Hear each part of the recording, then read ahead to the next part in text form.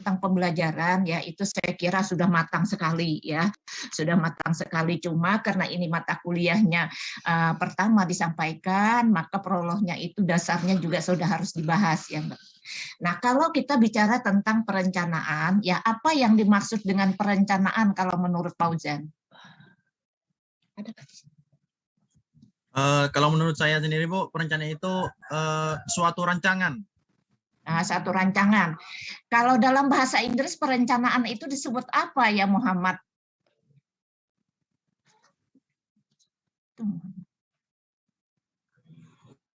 Iya, boleh. Kalau dalam bahasa Inggrisnya itu perencanaan disebut apa ya? Jamila boleh? Atau Muhammad Fadil? Planning Bu, planning. Planning, iya. Ya, Bu. Jadi dalam bahasa Inggris disebut dengan planning, iya. Nah makna dari kalimat planning itu apa ya Nak?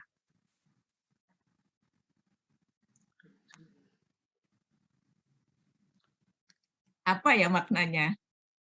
Nah, makna dari planning, ya kata dari perencanaan dalam bahasa Inggris disebut dengan planning, yaitu adalah kegiatan yang ditentukan sebelumnya. Jadi menunjukkan suatu kegiatan yang telah ditentukan sebelumnya. Ya, jadi kalimat itu berarti bermakna planning, ya. Oke. Kalau perencanaan, ya, kalau kita berbicara tentang perencanaan secara umum, itu adalah ya konteksnya sangat luas sekali. Nah, ketika kita ya tadi Ibu tanya Pak Ujan tadi bangun tidur jam berapa? Alhamdulillah jam 5 Bu. Jam 5, ya semua jam 5 karena mau sholat subuh ya. Aktivitas apa yang Pak Ujan lakukan ya ketika Pak Ujan bangun tidur sampai sekarang? Apa aja yang Pak Ujan lakukan? Yang pertama, ketika bangun tidur, saya cepat ambil wudhu, sholat subuh. Alhamdulillah, setelah itu saya beres-beres tempat tidur. Setelah itu saya bantu-bantu ibu. Setelah itu baru kuliah. Iya, Pak Ujan tinggal di mana? Saya di Kota Bangun, Bu. Oh, Kota Bangun ya. Oke. Nah, berarti ya kalimat perencanaan, kalimat planning itu sebenarnya anak-anak muda sudah melakukan. Dari tadi Pak Ujan bangun tidur sampai sekarang aktivitas yang Pak Ujan lakukan itu adalah merupakan perjalanan dari sebuah konsep perencanaan. Sebuah konsep perencanaan. Ya, itu berarti ya Pak Ujan ya punya planning untuk satu hari ini. Aktivitas bangun tidur sampai nanti tidur kembali. Nah, itu merupakan satu kegiatan dari planningnya Pak Ujan. Ya. Nah, sehingga kalau kita berbicara tentang perencanaan dalam konsep yang luas, itu sangat luas sekali. Ya, karena anak-anak Bunda di PAI semester 5, ya yang di PAI itu kan tidak mendapatkan mata kuliah perencanaan pendidikan. Nggak ada ya. Nah, seharusnya itu dapat di semester 4. Ya, jadi ketika perencanaan sistem dapat, perencanaan pendidikannya dapat, baru dilanjutkan dengan perencanaan pembelajaran PAI-nya. Nah, karena PAI tidak dapat, ya MPI itu dapat, PGMI itu dapat, ya. Nah, karena itu tidak dapat, ya Ibu ada sedikit nanti memberikan materi tentang perencanaan pendidikan nanti diadopsi ya. Karena materi perencanaan pembelajaran itu sudah banyak sekali nanti muatannya, yaitu ada di kurikulumnya PAI. Ya, jadi ada sedikit karena nanti calon-calon gurunya Bunda ini tidak hanya pandai memberikan mentransfer ilmu dalam pembelajarannya, tetapi juga pandai untuk menyusun konsep administrasinya. Ya, karena guru itu syarat dengan muatan administrasi. Jadi bukan mengajar saja. Banyak administrasi guru yang juga yang harus diketahui oleh anak-anak Bunda di sana.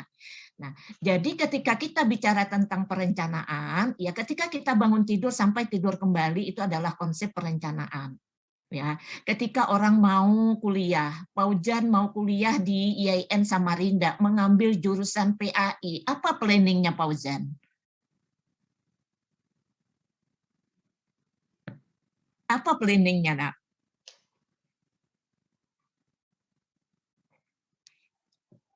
Iya. Jadi ini maaf ya Bunda, untuk di awal ini dulu ya rohnya ke planning dulu ya. Nah karena di situ nanti akan menggali ya apa planningnya Fauzan. Saya mengambil kuliah di IAIN. Nah berapa target lamanya Fauzan targetkan untuk selesai di PAI? Syukur-syukur Bu kalau bisa 3,5 tahun, alhamdulillah. Ya, 3,5 tahun. Nah, itu planning yang bagus ya. Insya Allah yang lain, temannya yang lain juga ngikut ya format planningnya Fauzan. Artinya kalau kita bisa lebih cepat, kenapa mesti harus lambat? Ya, nah itu adalah konsep planning dulu. Jadi kita merubah paradigma berpikir kita dulu. Kita punya planning. Tadi Paujan punya planning, dia mengambil kuliah di IAIN, mungkin mau jadi guru. Targetnya selesai 3,5 tahun. Nah 3,5 tahun sekarang Bunda tanya, Paujan di semester 5 ini ada enggak ngambil mata kuliah di semester 7? Ada Nggak nak? ada Bu. Oh, enggak ada. Nah, itu SKS-nya ya. Iya, saya tetap ya sport ya, kita sekuat tenaganya ya. Kita Ibu Bunda tetap sport ya. Kita jangan sampai lebih dari 4 tahun. Kalau bisa lebih cepat kita lebih baik ya. Ya usia muda kita sudah berprestasi, kita udah selesai sarjana S1-nya ya. Nah, jadi di sana ya itu adalah perjalanan dari konsep perencanaan. Ya. Nah, walaupun nanti ya itu targetnya yang pendek, walaupun nanti selesainya pada 4 tahun itu tidak masalah karena kita udah punya planning di 3,5 tahun. Planningnya tidak boleh panjang, planningnya harus sekecil mungkin ya. Nah, itu planning. Nanti mau jadi apa? Ya, itu planning berikutnya lagi yang seharusnya planning itu sudah direkam sekarang. Ya, itu planningnya. Nah, kemudian perencanaan juga sangat luas sekali. Itu untuk memilih perencanaan pendidikan. Ya, yang umum, kalau orang mau bepergian, juga apa butuh perencanaan? Butuh. Orang mau berlibur, di mana lokasi berliburnya, berapa biaya yang dia harus siapkan. Nah, itu juga konsep planning. Ya, kemudian orang menikah, berapa tahun saya selesai S1 baru menikah, ya, itu juga planning.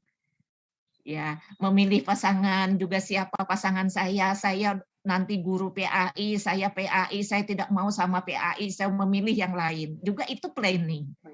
Ya. Jadi planning ini bukan hanya sekedar planning itu persiapan kegiatan sebelumnya, tetapi sangat luas sekali maknanya, konotasinya ya, Nak ya. Nah, oke. Sekarang kita masuk ke pengertian menurut tokoh tentang perencanaan. Perencanaan ini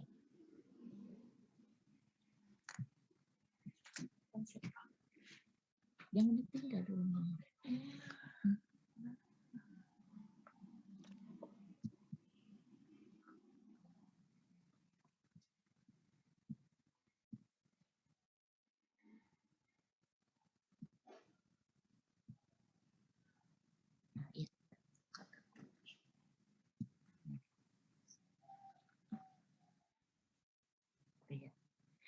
Nah, baik ya. Di sini kita masuk kepada kata kunci ya. Jadi kata kunci yang pertama yaitu tentang perencanaan. Ini menurut Eli ya. Perencanaan itu adalah di sana sudah terlihat jelas ya. Menurut Eli perencanaan itu adalah segala sesuatu, proses tata cara berpikir yang dapat menciptakan hasil yang diharapkan, ya, target ya. Jadi segala sesuatu proses ya, cara berpikir ya untuk menciptakan hasil yang dapat diharapkan. Nah, berarti di sini perencanaan menurut Eli itu adalah suatu proses.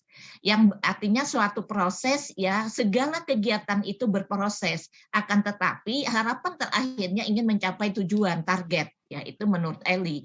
Nah, targetnya misalnya ya, guru PAI targetnya apa? Nah, jadi di sana nanti arahnya masuk ke sini. Nah, kemudian di sana ada perencanaan menurut tokoh yang kedua, Tenri ya. Perencanaan itu dasarnya adalah penetapan pekerjaan yang harus dilaksanakan oleh sekelompok orang untuk mencapai tujuan. Nah, artinya di sini ya bahwa bagaimana penetapan untuk menggerakkan sekelompok orang bisa bekerja sama dalam mencapai sebuah tujuan. Nah, sehingga perencanaan itu erat sekali hubungannya ya. Perencanaan itu sangat panjang waktunya. ya di sini. Nah, kemudian kita masuk kata kunci yang kedua ya. Saya kira ini dibahas lebih simpel saja ya untuk mengulang kembali ya.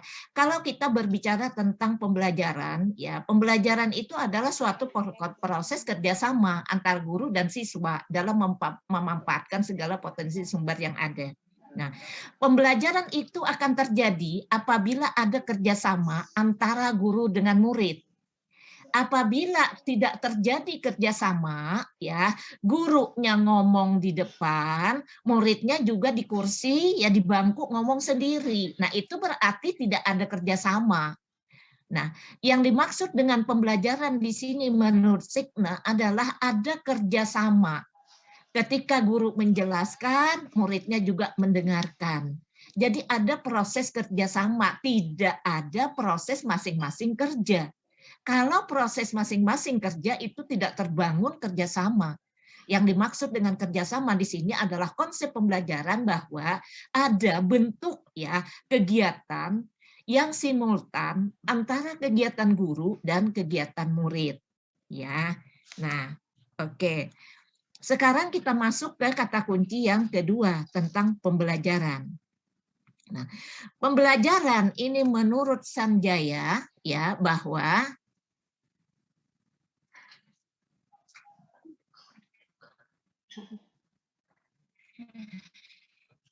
pembelajaran adalah suatu proses yang dilakukan guru untuk membimbing, mengajarkan peserta didik untuk dapat memiliki pengalaman belajar. Nah, jadi pembelajaran ini adalah suatu proses yang dilakukan oleh guru ya ketika dia melakukan bimbingan baby life skill ya, kemudian anak itu memiliki pengalamannya ya. Anak-anak Bunda pasti punya pengalaman ketika duduk di sekolah SD. Masih ingat sampai sekarang. Di sana ada guru ini, pasti ada guru yang disukai. Sampai nanti ada guru yang disenangi, ada guru yang tidak disenangi. Ya, nah artinya di sana menumbuhkan pengalaman belajar yang baru dari murid. Nah sekarang anak-anak Bunda yang sudah duduk di semester 5. Ya walaupun ketemu Bunda baru semester ini ya, nanti insya Allah kita ketemu dalam proses tugas yang lain ya. Karena nanti semester 6 itu tidak ketemu, Bunda turun lagi ke bawahnya ya. Nah oke. Nah ketika ketemunya ya mungkin di semester ini Bunda tanya dosennya banyak yang perempuan atau laki-laki? Laki-laki, Bu. Oh laki-laki ya. Laki-laki, Bu. Iya, senang laki-laki atau perempuan? Perempuan, Bu. Oh, perempuan. Iya, karena penyentuhannya ya mungkin ya. Kalau bapak-bapak kan dia biasanya lebih cuek ya, tapi kalau perempuan itu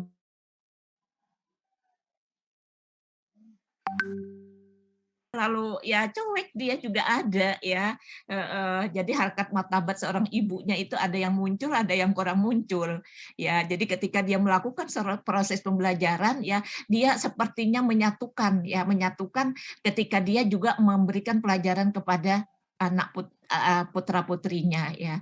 Nah, ketika sentuhan itu muncul ya, nah itu nanti akan dirasakan oleh mahasiswa ya. Jadi sentuhannya di sana. Nah, jadi ada proses yang dilakukan oleh guru untuk membimbing. Nah, membimbing di sini ya berarti di sana menunjukkan satu kasih sayang, melahirkan satu kasih sayang. Ketika bimbingan baby life skill-nya dicurahkan, tentu kasih sayangnya juga harus tercurah. Nah, itu lebih menyatunya ya antara perencanaan pembelajaran ya. Nah, kemudian kita lanjut ke pendidikan agama Islamnya. Mana nih?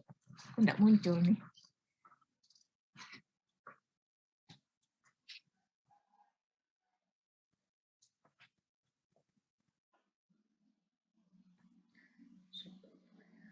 Iya, oke. Nah, kemudian kita masuk ke kata kunci yang terakhir. Di sana yaitu pendidikan agama Islam. Ya, kalau Ibu pecah di sini ada pendidikan, ada agama, ada Islam ya. Cuma Ibu satukan saja ya, karena itu sudah kita ketika di Peskam semester 1 2 kita sudah banyak dibahas tentang hal ini ya. Oke. Nah, pengertian dari pendidikan agama Islam.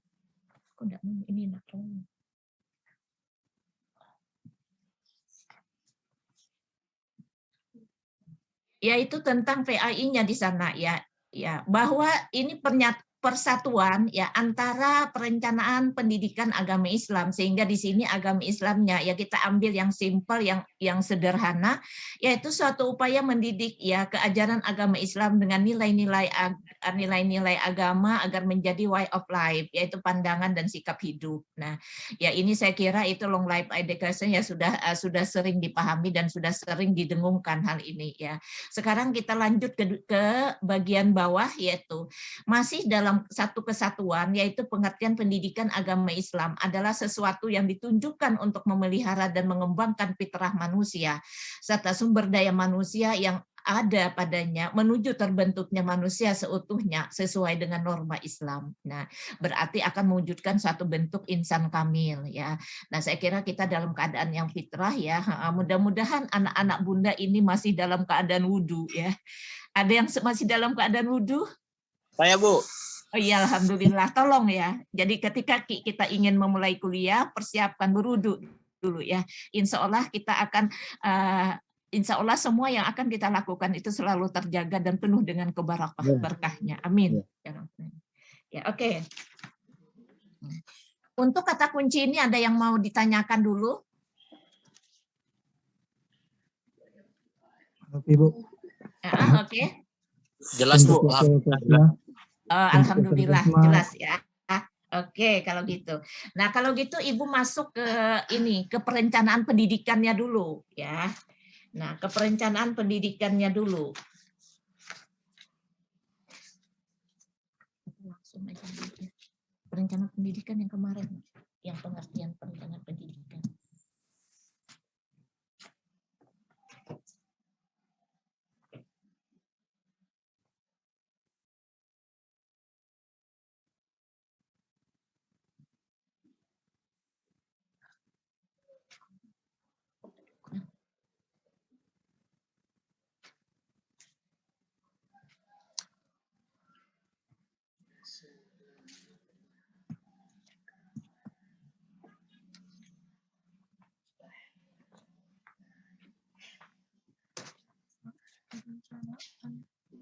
Pengertian perencanaan pendidikan yang kemarin, perencanaan pendidikan sedikit dulu ya.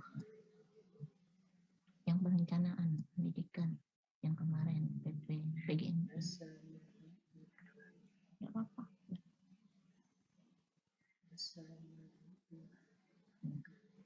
Tunggu nanti. Oke. Ini aja.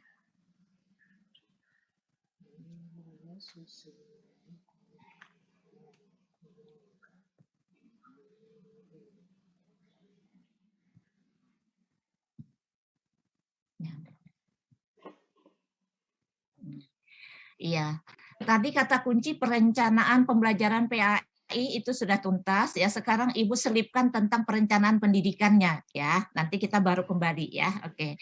Nah, perencanaan pendidikan menurut tokoh Abin, yaitu perencanaan adalah suatu perhitungan dan penentuan tentang sesuatu yang akan dilakukan dalam mencapai tujuan tertentu. Nah, kalau di dalam perencanaan pembelajaran itu ada kerjasama antara guru dengan siswa, ya, tetapi di dalam konsep perencanaan pendidikan ini lebih kepada ya sarana, ya, jadi menyangkut tentang kebutuhan ya dari para murid atau para mahasiswanya. Nah, di sini dalam perencanaan pendidikan itu ya ada dua indikator di sana. Yang pertama, perencanaan itu harus diperhitungkan ya. Jadi perencanaan itu konsepnya harus diperhitungkan ya. Nah, kemudian perencanaan itu adalah sesuatu yang harus dilakukan ya. Jadi ada perhitungan dalam menentukan sesuatu kegiatan. Ya, ini dalam konteks perencanaan pendidikannya. Ya, masih dalam perencanaan pendidikan. Dalam konteks ya perencanaan pendidikan ya. Jadi nah, perencanaan itu menurut Bintoro adalah suatu proses mempersiapkan seperangkap kegiatan secara sistematis dan mencapai tujuan. Nah, dalam satu proses pembelajaran itu merupakan satu proses yang sistematis. Maka dia menyatu dalam konsep perencanaan dalam arti secara pendidikan. Ya, karena di sana ada seperangkat kegiatan yang dilakukan secara sistematis, berarti sistematis itu harus berurutan, tidak boleh lompat-lompat. Nah, oke, sekarang kita lanjut ke pengertian pendidikannya, perencanaan pendidikannya. Ini sedikit Ibu selipkan dulu ya. Baik, perencanaan pendidikan. Ini perencanaan pendidikan setelah ini. Nah, ini. Nah, di sini sudah berbeda di sini konteksnya. Kalau tadi perencanaan pembelajaran, ya ketika perencanaan pembelajaran yang dilakukan itu ya belum tentu ada unsur perencanaan pendidikannya, tetapi ketika unsur perencanaan pendidikan yang kita lakukan otomatis perencanaan pembelajaran ada di sana. Ya, oke. Nah, sekarang kita lihat pengertian perencanaan pendidikan menurut Philip. Ya, Philip Combo. Ya, Philip ini adalah bukan nama lampu ya, Nak ya. Kalau di Indonesia nama lampu Philip ya. Iya, tapi di dalam perencanaan pendidikan Philip ini adalah tokoh salah seorang perencanaan pendidikan yang asal daerahnya dari Selandia Baru ya, dari Selandia Baru dia. Nah, di sana ya Philip ini mendefinisikan bahwa perencanaan pendidikan adalah suatu penerapan yang rasional dari analisis sistematis perkembangan pendidikan dengan tujuan agar pendidikan lebih efektif dan efisien. Nah, artinya di sana ya kita punya pemikiran yang rasional. Kemudian kita harus sistematis untuk ya untuk menuju kepada perkembangan pendidikan yang lebih efektif dan efisien. Bagaimana proses pembelajaran yang lebih efektif? Bagaimana proses pembelajaran yang lebih efisien? Proses perencanaan pembelajaran yang efektif adalah apabila perencanaan pembelajaran disusun dengan penuh rencana, akan tetapi hasilnya tercapai. Nah, ketika itu tercapai, maka ini efektif. Nah, akan tetapi efisien di dalam proses perencanaan pembelajaran, ya. Nah, itu ya yang dibutuhkan adalah siapa? Ada guru, ada murid, ada mahasiswa, ada dosen. Nah, ketika itu ada dosen ya yang ada di PAI itu hampir semua dosen tidak ada yang mengajar satu mata kuliah semester ini. Mereka itu paling sedikit mengajar 2 mata kuliah. Ya, Ibu semester ini mengajar ada 3 mata kuliah.